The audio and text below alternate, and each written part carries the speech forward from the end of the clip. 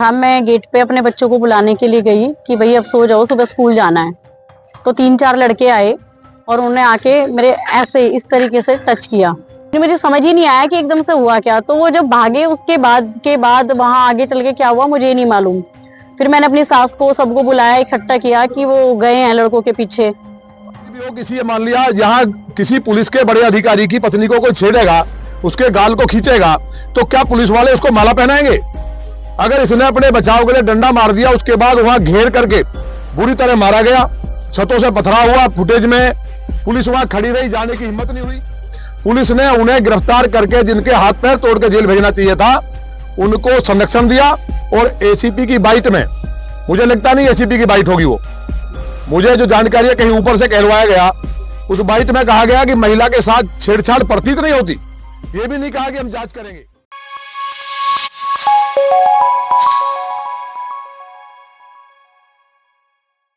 जनसंवाद एक सार्थक पहल को लेकर अपने दर्शकों के बीच पहुंच रहा है। जनसंवाद अपने दर्शकों से आग्रह करता है, निवेदन करता है, अगर है आपके पास कोई सच्ची खबर, कोई अच्छी खबर, तो उसे हमारे व्हाट्सएप नंबर पर उस खबर को भेजिए, अपना नाम और अपनी लोकेशन भेजिए। आपके नाम से हम उस खबर को प्रकाशित करेंगे, क्योंकि खबर जन जन तक पहुंचाए, यही है जनसंवाद का वादा। नमस्कार, आप देख रहे हैं जनसंवाद 24x7। बुधवार को लोनी विधायक नंदकिशोर गुर्जर के कार्यालय पर सैकड़ों लोगों ने अपनी बातों को, अपनी मांगों को लेकर घेराव किया। जानकारी लगी संगम बिहार मंडल के गुलाब बाटिका में कुछ विशेष समुदाय के लोगों द्वारा एक महिला के साथ छेड़छाड़ की गई। महिला भारतीय जनता पार्टी की पदाधिकारी हैं। महिला ने जब इसकी शिकायत की तो बताया गया कि उनके घर पर पथराव किया गया और उनके परिजनों के साथ विशेष समुदाय के लोगों ने मारपीट भी की। इसकी जानकारी लोनी बॉर्डर पुलिस प्रशासन को दी गई, जहां लोनी विधायक नंदकिशोर गुर्जर ने खुद उपस्थित रहकर शिकायत दर्ज कराई, लेकिन कोई कार्रवाई नहीं हुई, जिसके चलते 25 सितंबर 2024 को विधायक कार्यालय का लोगों ने घेराव किया। गाजियाबाद पुलिस मुर्दाबाद के नारे लगाए। वहीं पुलिस द्वारा जांच के बाद जो रिपोर्ट पेश की गई उसको भी झूठा बताया। जानकारी के अनुसार लोनी के गुलाब बाटिका क्षेत्र में भाजपा जिला महामंत्री के साथ हुई छेड़छाड़ और विरोध करने पर मुस्लिम पक्ष द्वारा मारपीट एवं पथराव मामले में बुधवार को पीड़ित महिलाओं ने विधायक नंदकिशोर गुर्जर के कार्यालय का सैकड़ों लोगों के साथ घेराव किया और पुलिस प्रशासन मुर्दाबाद के नारे लगाते हुए पुलिस द्वारा दर्ज की गई एफआईआर और एसीपी द्वारा जारी वीडियो को झूठा बताया। इस दौरान पीड़ित भाजपा जिला महामंत्री ने मीडिया बुलाकर विधायक के साथ प्रेस वार्ता में रोते हुए कहा, हमारे साथ छेड़छाड़ हुई, मेरे पति का सर फोड़ा गया, पथराव हम पर किए गए। पुलिस ने हमारी बात नहीं सुनी, उल्टा हमारी घटना को अन्य घटना से जोड़कर लीपापोती करने का कार्य किया जा रहा है। माननीय मुख्यमंत्री जी से न्याय की भीख मांगती हूँ और दोषी सभी लोगों और लापरवाह पुलिस वालों पर कार्रवाई की मांग करती हूँ। अगर भाजपा पदाधिकारी सुरक्षित नहीं तो आम महिलाओं की सुरक्षा कैसी होगी? वहीं इस दौरान अन्य महिलाओं ने भी अपने साथ हुई मारपीट व लूटपाट की घटना के बारे में बताते हुए कहा, पुलिस द्वारा कोई कार्रवाई नहीं की जाती। वहीं भाजपा जिला उपाध्यक्ष कोमती चौधरी ने कहा, लोनी बॉर्डर थाने पर घटना वाले दिन मैं स्वयं थाने पर गई, लेकिन बॉर्डर थाने एसएचओ और एसीपी के व्यवहार से मैं दंग हूं। मैं माननीय मुख्यमंत्री जी से न्याय की उम्मीद करती हूं और दोषियों पर कठोर कार्रवाई की मांग करती हूं। विधायक नंदकिशोर गुर्जर ने कार्यालय पे आई महिलाओं, पार्षदों और सामाजिक संगठन के लोगों को शांत कराते हुए कहा, मुझे पीड़ा है, मेरे कहने के बाद भी इस मामले में न्याय नहीं किया गया। एसीपी दबाव में गलत बयानबाजी कर रहे हैं। आज गाजियाबाद जल रहा है और कमिश्नर बांसुरी बजा रहे हैं। कमिश्नर पर विधायक नंदकिशोर गुर्जर अपना आक्रोश पहले ही जता चुके हैं। बेटी बचाओ बेटी पढ़ाओ अभियान को पलीता लगा रहे गाजियाबाद कमिश्नर महिलाओं से छेड़छाड़, गौहत्या, सट्टा, प्रदूषण माफियाओं के साथ सांठगांठ, बलात्कार मामलों में लीपापोती जैसी घटनाओं रोज अखबार की सुर्खियां बन रही हैं। लोनी से लेकर पूरा गाजियाबाद क्राइम कर रहा है। मुख्यमंत्री जी को लखनऊ में बैठे बैठे 2 अधिकारी गलत जानकारी दे रहे हैं, क्योंकि यहाँ के उच्च अधिकारी के द्वारा वहां तक मोटा सुविधा शुल्क पहुंचाया जा रहा है। भाजपा की जिला महामंत्री को न्याय सिर्फ इसलिए नहीं मिल पा रहा क्योंकि वहां मौजूद मुस्लिम जो अवैध कार्यों में लिप्त हैं अधिकारियों तक पैसा पहुंचाते हैं। हम संगठन से लेकर मुख्यमंत्री तक पीड़िताओं को लेकर जाएंगे, उनकी बात रखेंगे, दोषियों पर कार्रवाई सुनिश्चित की जाए, अन्यथा जनता का आक्रोश झेलने के लिए तैयार रहे अधिकारी। ये कहना है लोनी विधायक नंदकिशोर गुर्जर का। लेकिन सवाल उठता है कि जिस तरह से कमिश्नरेट पर उंगलियां उठाई जा रही हैं, क्या वाकई में गाजियाबाद पुलिस कमिश्नरेट बनने के बाद अपराधों में बढ़ता जा रहा है? ऐसे क्या कारण है कि एक अच्छी व्यवस्था होने के बावजूद गाजियाबाद में अपराध नहीं रुक रहे हैं, चाहे वह छेड़खानी के मामले हों या कोई अन्य, लेकिन अपराधों में गाजियाबाद बढ़ोतरी की ओर नजर आ रहा है। मैम क्या नाम है आपका? मेरा नाम सरिता चौधरी है। आप विधायक कार्यालय पहुंचे, क्या मामला? हमें विधायक जी के कार्यालय पे इसलिए आना पड़ा भैया कि परसों रात को याद बिल्कुल फिक्स तो मुझे टाइम याद नहीं है, 8 साढ़े 8 के बीच का टाइम था। मैं गेट पे अपने बच्चों को बुलाने के लिए गई कि भाई अब सो जाओ, सुबह स्कूल जाना है। तो 3-4 लड़के आए और उन्होंने आके मेरे ऐसे इस तरीके से टच किया। तो जैसे ही कि मेरा ऐसे ही पल्ला रहता है वहां पे हमेशा, वो मेरा ससुराल है यहाँ इंदिरापुरी में। तो जैसे ही वो निकले तो मैंने एकदम से अपने हस्बैंड को आवाज लगाई ऊपर से, मैंने कहा सुनो एक बार देखो, ये लड़के ऐसे छेड़ रहे हैं। तो जैसे ही वो नीचे आए, सामने मेरी ननद जो है आई हुई है बम्बई से, वो हमारे पास रहने के लिए आई घूमने के लिए, और सामने वाली हमारी वो थी। तो वो भी एकदम से भागी उनके पीछे और मेरे हस्बैंड भी भागे एकदम से। मुझे समझ ही नहीं आया कि एकदम से हुआ क्या। तो वो जब भागे उसके बाद वहां आगे चल के क्या हुआ मुझे नहीं मालूम। फिर मैंने अपनी सास को सबको बुलाया, इकट्ठा किया कि वो गए हैं लड़कों के पीछे। अब उसके बाद क्या हुआ ये मुझे नहीं पता। फिर हमने फोन किया 112 पे, वो नंबर मेरा लगा नहीं। तो मेरी मित्र हैं कौमुदी चौधरी, यही 2 नंबर पे रहती हैं, उन्हें भाजपा की अपनी कार्यकर्ता हैं हम लोग।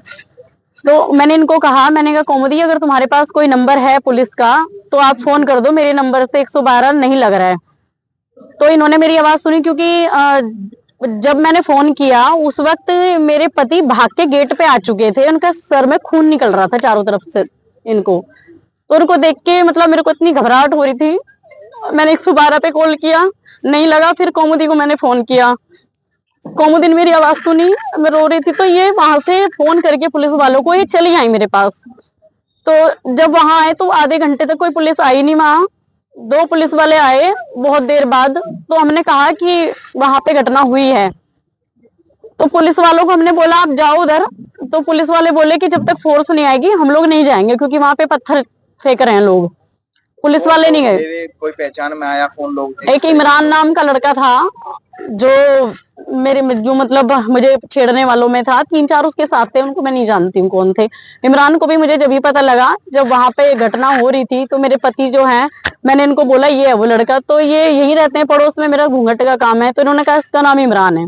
मैंने उसे पहचान लिया था, नाम मुझे तभी पता लगा जब मैंने उसको वहां पे देख के बताया। फिर हम लोग थाने पहुंचे।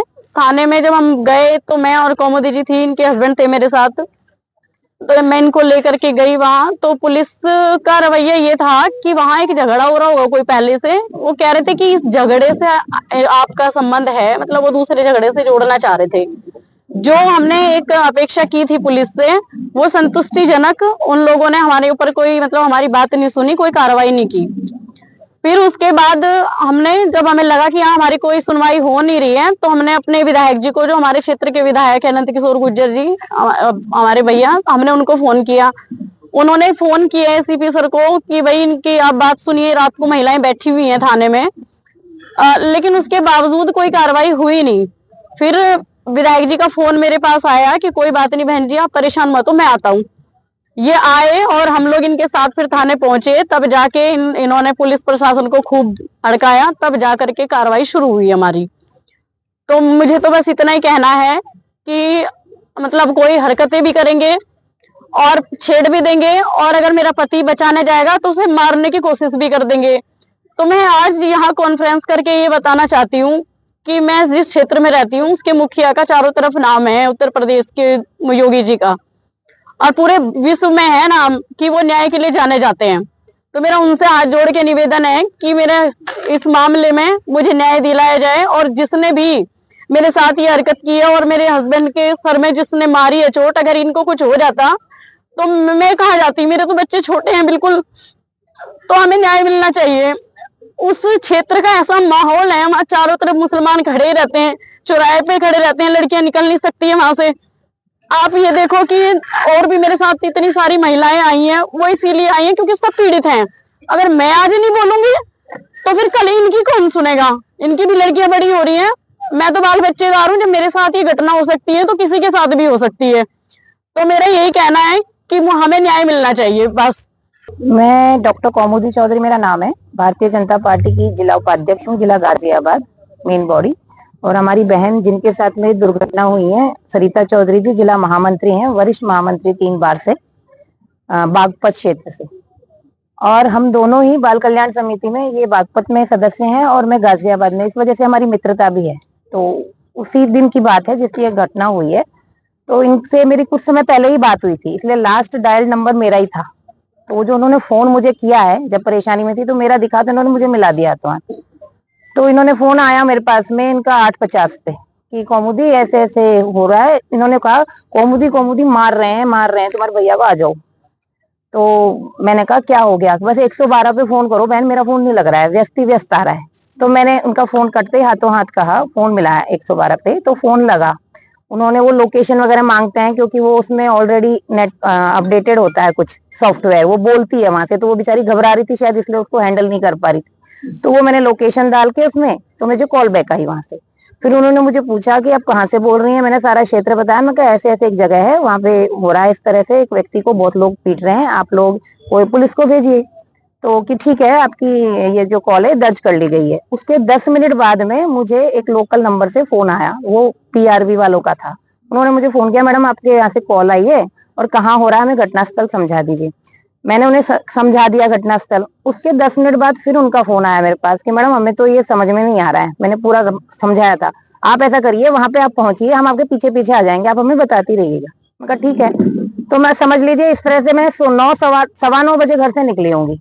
मैं 9:15 बजे निकली हूँ और मैं पहुंची हूँ। मैं रहती हूँ इंदिरापुरी 2 नंबर। तो आप समझ रहे हैं वो जो रास्ता है बुद्ध बाजार वाला, वो कंजेस्टेड है। गाड़ी लेके हम जा रहे थे, रास्ते पर हम पहुंचे हैं, 10 मिनट हमें भी लगे हैं पहुंचने में। वहां पहुंच के मैं देखती हूँ तो कहीं भी पुलिस की गाड़ी मुझे नजर नहीं आ रही थी। बहुत भारी संख्या में भीड़ खड़ी थी वहां पे, और बीच में इनके हस्बैंड को खींचा जा रहा था इधर से उधर, उनके ऊपर वार चल रहे थे। तो मुझे भी कुछ समझ नहीं आ रहा था, अंधेरा था उस वक्त, लाइट भी नहीं थी। तो मैं तो भीड़ में नहीं गई, पर मेरे हस्बैंड गए, वो प्रयास किया उन्होंने छुड़ाने का। तो उनके ऊपर भी पत्थर आकर के दूर से पैर पे लगा। तो फिर ये पीछे हट गए। हमने प्रयास किया कि सरिता ना हो भीड़ में, हम सरिता को निकालना है। फिर उनके घर पे आके मैंने फोन करा वापस उसी नंबर पे, जो लोकल नंबर से मुझे फोन आया था। मैं कहा भैया आप लोग कहाँ रह गए हो? क्या कोई व्यक्ति मर जाएगा? जब पहुंचोगे इतना समय लगता है क्या आने में? क्या मतलब है 112? तो आप लोग सही से कार्रवाई नहीं कर रहे हो। तो कि मैडम हम आ गए, बस हम आ गए। आने के बाद में उन्होंने मामले को समझा। जब समझने लगे तो कह रहे पथराव वहां पे हो रहा है, हम भी चलते हैं, आप हमारे को बताइए कहाँ पथराव हो रहा है। तो सारी जनता तैयार हो गई, हम बता रहे हैं तुम्हें, चलो। तो जैसे ही चौक पे पहुंचे हैं ड्रीम वैली स्कूल के पास, तो वहां पे पुलिस ने कहा हम आगे नहीं बढ़ेंगे अब, क्योंकि यहाँ पे पथराव हो रहा है और हमारे पास फोर्स नहीं है, हम फोर्स का इंतजार करेंगे। तो मैंने कहा ठीक है। फिर हम भी खड़े हो गए, चौक पे सभी लोग खड़े थे। 15-20 मिनट हम लोग खड़े रहे। मैंने कहा कहाँ है फोन, पूछो कहाँ है, फोर्स आई नहीं अभी तक। फिर जब कुछ नहीं हुआ तो वो ये व्यक्ति ये बोला कि चलिए फिर हम थाने ही चलते हैं, जो 112 नंबर से आए थे PRV वाले। मैं कहा ठीक है। तो सर ये सतीश बालियान जी भाई साहब हमारे, और सरिता जी और मेरे हस्बैंड और मैं, हम चारों गाड़ी में गए लोनी बॉर्डर थाने पे। वहां पहुंचे हम, तो वहां पे पहले से ही मैंने देखा कि कमरे में ACP साहब और हमारे SHO साहब बैठे थे, और हम एंट्री डायरेक्ट उसमें ही कर रहे थे अंदर कोशिश, क्योंकि पहले उनका जो रवैया था उन्होंने गेट बंद कर दिया मुंह पे, यहाँ एंट्री नहीं होगी, आप लोग बाहर बैठ जाइए। हम लोग बाहर बैठ गए। कोई बात नहीं कि गूगल मीट चल रहा है। मैं कहा ठीक है, कोई समस्या नहीं है, सभी के होता है। तो हम बाहर बैठ गए। फिर वो ट्रांसपेरेंट ग्लास है, आप सभी को पता है थाने में, तो उसमें दिख रहा था वो लोग डिनर कर रहे थे, वहाँ डिनर चल रहा था। मैं कहा कोई समस्या नहीं है। फिर वहाँ पे SSI सूर्य प्रकाश जी हैं, उन्होंने कहा कि मैं आपकी समस्या सुन लेता हूँ, लिख लेता हूँ। वो एक डायरी में लिखने लग गए। तो इन्होंने भाई साहब ने कुछ नाम भी बताया कि ये लोग हैं जिनको मैं पहचानता हूँ करता हूँ। उसने उल्टा उनसे ही सवाल पूछना शुरू कर दिया, यमन कौन है, हिमांशु कौन है। तो इन्होंने कहा मैं तो नहीं जानता। तो मैंने कहा भाई साहब मैं आपकी बात सुन रही हूँ, आप इस तरह से व्यवहार कर रहे हो, हम तो पीड़ित हैं, हमें क्या पता, पहले हमारी बात तो सुन लो। तो वो व्यक्ति मेरे मुंह पे कागज फेंक के चला गया कि तुम ज्यादा होशियार हो, तुम यहाँ झगड़ा करने आई हो, तुम ही लिख लो। मैं कहा ठीक है हम ही लिख लेंगे। जितने में एसीपी साहब ने अंदर से बुला लिया कि आइए अंदर बैठिए। जब अंदर जाके बैठी तो कोई हिमांशु नाम के व्यक्ति को बैठा रखा था और उसे कह रहे थे कि तुम्हारी उंगली किसने तोड़ी? सतीश ने तोड़ी। तो उसने कहा मैंने तो नहीं कहा सतीश ने तोड़ी। तो कि किसने तोड़ी?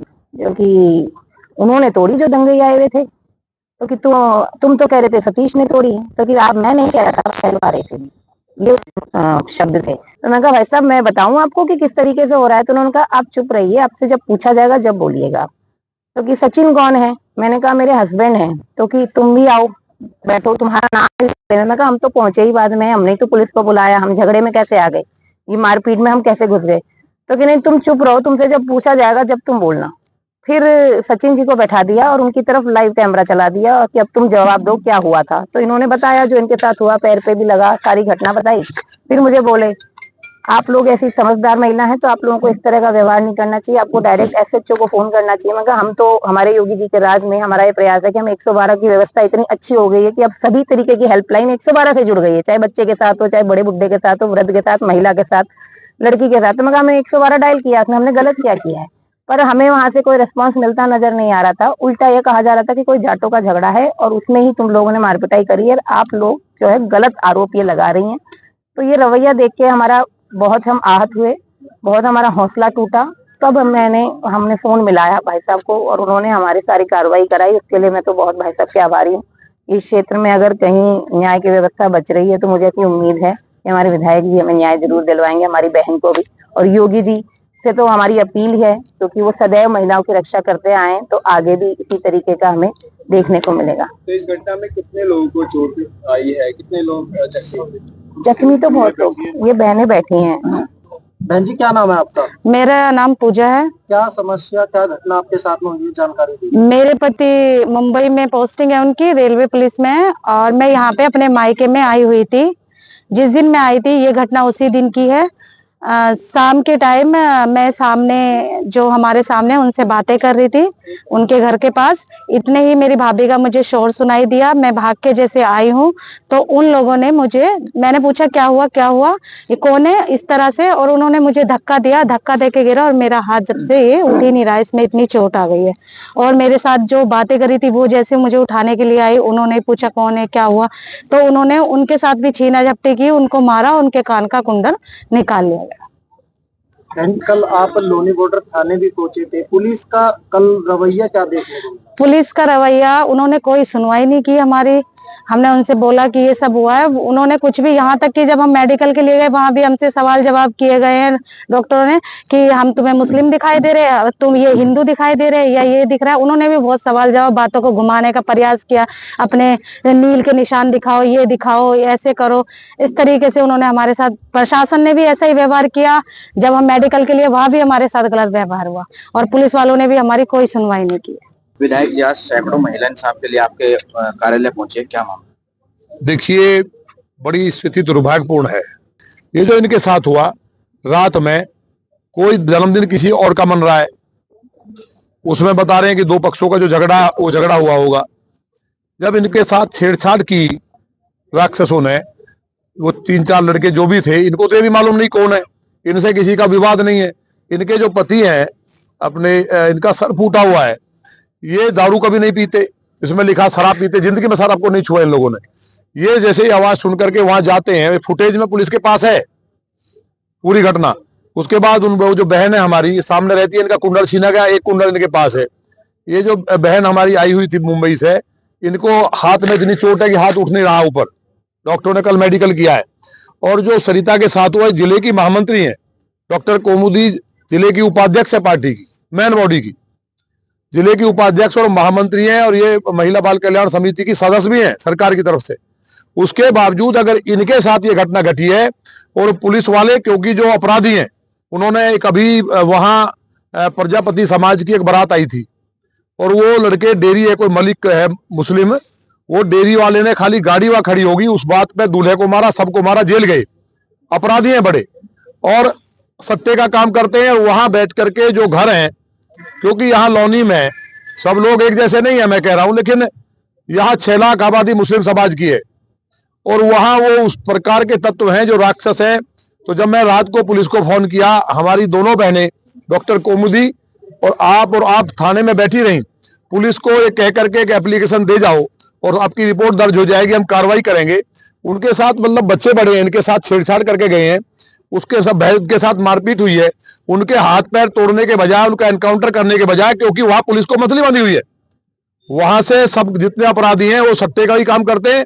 उनको बचाने के लिए पुलिस ने ये जो नीचता की हद की है, मेरा ये कहना है, मुझे उम्मीद नहीं है कि इस तरह की बात पुलिस कर सकती है। जिस तरह का बयान एसीपी का आया है लौनी वाले का कि यहां महिला के साथ छेड़छाड़ नहीं हुई, तो हम ये पूछना चाहते हैं कि इनके जो पति है, इनका क्या मसला था? इनके पत्नी का ना जन्मदिन से मतलब है और ना कोई और बात है, ना इनका किसी से झगड़ा है वहां। तो ये वहां से आए, इनकी पत्नी की आवाज सुन के आए और उसके बावजूद इनके मतलब जब कोई रिलेशन नहीं है, पुलिस भी मानती है, पुलिस ने भी हमसे कहा, तो इनका कोई मतलब नहीं है। किसी की पत्नी को कोई छेड़ेगा तो आदमी दौड़ के जाएगा ही। डंडा भी इसके हाथ में नहीं था, डंडा भी उन्हीं का छीना है। जो अपराधी था वाकोन इमरान नाम का, उसका डंडा इन्होंने जब वो लगा कि मार देगा छीन के, उसने एक डंडा जरूर मारा है। भाई कोई भी हो, किसी मान लिया यहाँ किसी पुलिस के बड़े अधिकारी की पत्नी को कोई छेड़ेगा, उसके गाल को खींचेगा, तो क्या पुलिस वाले उसको माला पहनाएंगे? अगर इसने अपने बचाव के लिए डंडा मार दिया, उसके बाद वहां घेर करके बुरी तरह मारा गया, छतों से पथराव हुआ, फुटेज में पुलिस वहां खड़ी रही, जाने की हिम्मत नहीं हुई, क्योंकि वहां सारे के सारे मुस्लिम समाज के लोग इकट्ठे होकर के छतों से पथराव करने लगे। औरतें और बच्चे भी छतों पे आ गए। पुलिस ने उन्हें गिरफ्तार करके, जिनके हाथ पैर तोड़ के जेल भेजना चाहिए था, उनको संरक्षण दिया।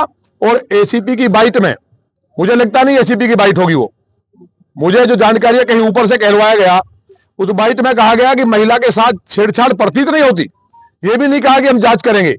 तो ये जो पराकाष्ठा की है, जब हम अपनी पार्टी की, मतलब ये कोई साधारण कार्यकर्ता नहीं है, जिले की महामंत्री है, मेंबर है, उनको नहीं बचा पा रहे हैं, तो बेटी बचाओ बेटी पढ़ाओ अभियान को जो माननीय मुख्यमंत्री जी ने सख्ती से लागू किया था, उसको लागू की पुलिस गाजियाबाद की नहीं करना चाहती, केवल गो तस्करों से पैसा लेती है। आपने देखा होगा, अभी गाय कटी है, कोई गिरफ्तार नहीं। टीला मोड़ थाना पे लौनी में पूरा स्टोर पकड़ा गया। इसके अलावा निवाड़ी में अभी गाय कटी पकड़ी गई, अभी नेकपुर में गायों के ढेर मिले, धौलाना क्षेत्र में, और तो और दादरी में इतने बड़े नेटवर्क को पुलिस ने पकड़ा जो एलाना फैक्ट्री में 10,000 गाय कट के आई। पुलिस केवल उनके जो बड़ा अधिकारी है, एक मैं बहुत बड़ी बात कह रहा हूं विधायक होने के बाद, एक बड़े अधिकारी एलाना के मालिक से मिलता है और उसको कहता है चिंता नहीं करना है। बहुत मोटा प्रलोभन के साथ उस मामले को आज तक एलाना फैक्ट्री पे और जो मिसिस सिब्बल की जो फैक्ट्री है उस पर कोई कार्रवाई नहीं हुई। केवल अवैध काम कैसे हो, किसी बहन के साथ दुराचार हो जाए, एफआईआर नहीं करेंगे, उल्टा उसको डॉक्टरों पे दबाव देकर मेडिकल बदलवाते हैं। गाजियाबाद जिले में पुलिस ने नरक कर दिया है। आप बताइए, कभी पुलिस कमिश्नर अपने ऑफिस से निकलते हैं क्या? आप ही बताइए, कैसे पुलिसिंग होगी? एक अधिकारी, मैं पत्रकार बंधुओं के साथ बैठा था, उन्होंने बताया कि जो दरोगा है 2 स्टार उनको चार्ज दे रखे क्योंकि उनसे उगाही का माध्यम है, इंस्पेक्टर सही से पुलिसिंग करते हैं, इंस्पेक्टर लाइन में बैठे हैं। जो एडिशनल सीपी आई है, दिनेश भी यहाँ थे, वो अच्छा काम कर रहे थे, वो हटे तो उनके साथ एक महिला उन्होंने बताया, उनकी जगह डीसीपी को चार्ज दे रखा है। किसी को काम नहीं करने दिया जा रहा है। क्या हालात है पुलिस के? मेरा मुख्यमंत्री जी से कहना है, हम मिलकर के बात करेंगे। हम पार्टी संगठन के से लेकर के प्रदेश अध्यक्ष, क्षेत्रीय अध्यक्ष, सबसे बात करेंगे। इस तरह से जो उत्तर प्रदेश में पुलिस ने केवल लूट के लिए ये बताना हर टाइम की रामराज चल रहा है, हमारी बहन बेटियों के साथ इस तरह की घटना हो रही है, इसकी माननीय मुख्यमंत्री से हम कहेंगे, इनके जो बड़े अधिकारी बैठे लखनऊ में पुलिस के, उन्होंने कमिश्नर के यहां से करोड़ों रुपए जाता है, बड़ा आरोप लगा रहा हूं मैं, इसको मैं प्रमाणित करूंगा। उसको खा करके वहां जाते हैं कि 24 घंटे हो तो माननीय मुख्यमंत्री जी के चारों तरफ घूमते हैं, हमारे बारे में बताएंगे कि हम बहुत बड़े डाकू हैं, हम बहुत खराब हैं, हमारी मनसा खराब है। हम कह रहे हैं हमारी जांच कर ले, अगर एक भी कोई बात सिद्ध हो जाए, 24 घंटे हम तपस्या मान के एक बहन भाई के लिए काम करते हैं, विकास की योजनाओं को लेके आते हैं, क्योंकि हमें चुनाव लड़ना है। वो ही बेईमान है जो माननीय मुख्यमंत्री जी को दुखी करते थे और उनको भी परेशान होना पड़ा था। आज वो पुलिस वाले को अगर शिकंजा नहीं कसा गया तो पूरे प्रदेश का एक बड़ी पंचायत करके इन थाने में कमिश्नरी सिस्टम को खत्म करने के लिए, गाजियाबाद में तो चलेगा नहीं, कमिश्नरी सिस्टम आने से तमाम आईपीएस आए हैं, यहाँ तमाम अधिकारियों की फौज घूम रही है, और वो केवल उगाही के चक्कर में घूम रहे हैं। सिद्ध हो जाए 24 घंटे हम तपस्या मान के एक एक बहन भाई के लिए काम करते हैं, विकास की योजनाओं को लेके आते हैं, क्योंकि हमें चुनाव लड़ना है। वो ही बेईमान है जो माननीय मुख्यमंत्री जी को दुखी करते थे और उनको भी परेशान होना पड़ा था। आज वो पुलिस वाले को अगर शिकंजा नहीं कसा गया तो पूरे प्रदेश का एक बड़ी पंचायत करके इन थाने में कमिश्नरी सिस्टम को खत्म करने के लिए गाजियाबाद में तो चलेगा नहीं। कमिश्नरी सिस्टम आने से तमाम IPS आए हैं, यहाँ तमाम अधिकारियों की फौज घूम रही है और वो केवल उगाही के चक्कर में घूम रहे हैं, क्योंकि उनके जो ऊपर आकर लखनऊ में बैठे हैं उनको बोरे भर के पैसे चाहिए। माननीय मुख्यमंत्री जी ईमानदार है, इस बात को सुने। बहुत दुख है, नींद सो नहीं पाया हूं मैं। आपके सामने मैं कहना चाहता हूं, हम इस बात के लिए जीवित नहीं है कि आज जनता ने हमें चुना है कि हमारी बहन बेटियों तक को भी सुरक्षित नहीं है। अब ये सतीश भाई के मुकदमा लिख दिया, जिनकी पत्नी को छेड़ा गया, जिले की महामंत्री है, कोई आम बहन भी होती। मैंने कल भी कहा था अधिकारियों से, उन्होंने बैठ के माना था कि ये अपनी पत्नी के लिए आए और वहां आकर के पहले से कोई झगड़ा था। और वो जो लड़के थे, जब झगड़ा हिंदुओं का बता रहे हैं जन्मदिन का, मुस्लिम पक्ष कहां से आ गया, वह पथराव कैसे हुआ छतों से, तो इनके ऊपर मारपीट क्यों की गई, क्यों डंडा लेकर मुस्लिम पक्ष खड़ा था, ये सवाल का जवाब पुलिस के पास नहीं है। मुसलमानों ने पथराव शुरू कर दिया और उस घटना को जो दूसरा झगड़ा कह रहे कि तुम उस झगड़े में थे, अगर ये अपने उस झगड़े में हो और अपने घर से न गए हो तो मैंने कल फिर कहा था माननीय मुख्यमंत्री जी जांच करा लें और प्रदेश में जो अधिकारी बढ़िया हो, ईमानदार, बहुत अच्छे अधिकारी भी हैं, उनको साइड में डाल दिया गया है। 3-4 अधिकारियों ने कॉकस बना करके पूरे प्रदेश को लुटवाने का काम कर रहे हैं। जनता हाहाकार कर रही है, रोम लुट रहा, नीरों बांसुरी बजा रहा, वो हालात कर दिए। इसके लिए मुझे उम्मीद है मुख्यमंत्री जी इसको देखेंगे। संगठन के माननीय प्रदेश अध्यक्ष जी से भी हम कहेंगे, दोनों डिप्टी CM से मिलेंगे, इन बहनों को लेकर जाएंगे। जब तक इंसाफ नहीं मिलेगा मैं अब लौनी में आज के बाद नहीं रहूंगा। ईंट से ईंट बजा करके पुलिस वाले गिरफ्तार हो, मेरा ये कहना है। जिन अधिकारियों ने बयान बदलवाया है, ACP लौनी का कहना है, कल मेरे जब बात हुई कि हाँ इनके साथ गलत हुआ, इनका झगड़े से मतलब नहीं है, वो व्यक्ति दारू नहीं पीता है। किसी की पत्नी को अगर छेड़ा जाएगा उसके गाल पकड़ के खींचेंगे और उसके बाद कुंडल छीन लिया दरिंदों ने। वहां शाम को जाकर के पुलिस के अधिकारी आकर के देख रहे हैं, क्योंकि यहाँ पुलिस कमिश्नर पर हमें भरोसा नहीं है। यहाँ गाय कटने से लेकर सारे गलत काम हो रहे हैं। हम कहते हैं हमारा कोई किसी से विरोध नहीं है, हमारी कोई जमीन नहीं बट रही है, लेकिन हम गलत होगा, जनता ने मुझे इसलिए चुना है लाइन में लग करके। ये मेरे लिए इसलिए लड़ते हैं कि मैं इनके लिए रात के 2 बजे भी खड़ा हूं, इसलिए मेरी ड्यूटी है। मेरा तो एक एक खून का कचरा लौनी के लोगों के लिए। एक भी बहन छेड़ी जाएगी, मेरी सगी बहन है। एक भी भाई को यहाँ के अगर मुस्लिम जो शरीफ हैं, कायदे से रह रहे हैं, हमें कोई दिक्कत नहीं है।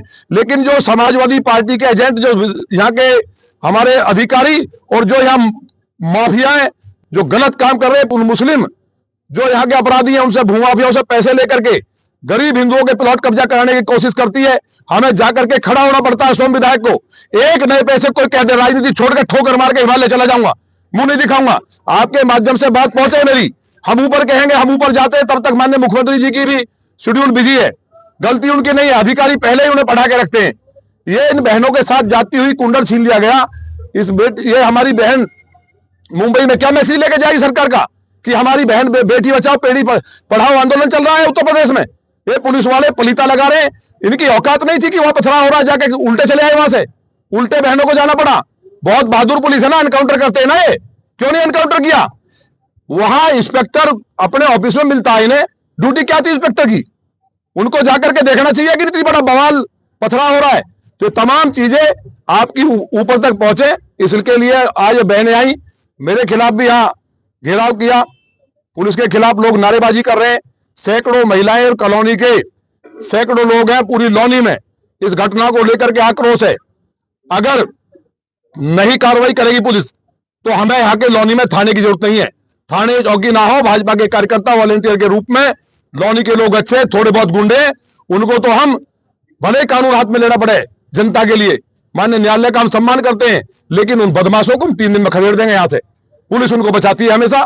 मुझे उम्मीद है कि ये बात हमारी पहुंचेगी और इन बहनों के साथ जो हुआ इनको इंसाफ मिलेगा। बहुत तकलीफ है हमें, लेकिन जिस तरह से बहन बेटियों के साथ अनाचार दुराचार हो रहा है, बलात्कार हुआ, उसकी मेडिकल रिपोर्ट बदलवाई जा रही है, ये बहुत दुखद है। और हमारी सरकार में कहीं भी इस तरह की बातों के लिए स्थान नहीं है। आप सबसे जितने पत्रकार बंधु हैं, आप लोग आए और जितने भी लोग यहाँ आए हैं, उन सबसे मुझे तकलीफ के साथ कह रहा हूं कि मेरी जान हाजिर है, किसी भी एक व्यक्ति के साथ नाइंसाफी नहीं होगी, कितना ही बड़ा अधिकारी हो, जो केवल लूट का अड्डा बना लिया पुलिसिंग को। वो नहीं चलने दिया है। लौनी में नहीं चलेगा, पूरे प्रदेश को लूटे, मुझे कोई दिक्कत नहीं, सबको पता है पुलिस क्या कर रही है गाजियाबाद में। लेकिन मुझे लौनी में एक भी व्यक्ति अगर किसी से रिश्वत ली गई, लूट की किसी भी डिपार्टमेंट ने, तो वो लौनी में नहीं रहेगा। अगर जनसंवाद की खबर आपको लगती है अच्छी और सच्ची, तो हमारे चैनल को लाइक और सब्सक्राइब करें, बेल आइकन बटन को प्रेस करना ना भूलें, जिससे कि हमारे और आपके बीच की दूरी कम हो, हम हमेशा आपके साथ अपडेट रहें।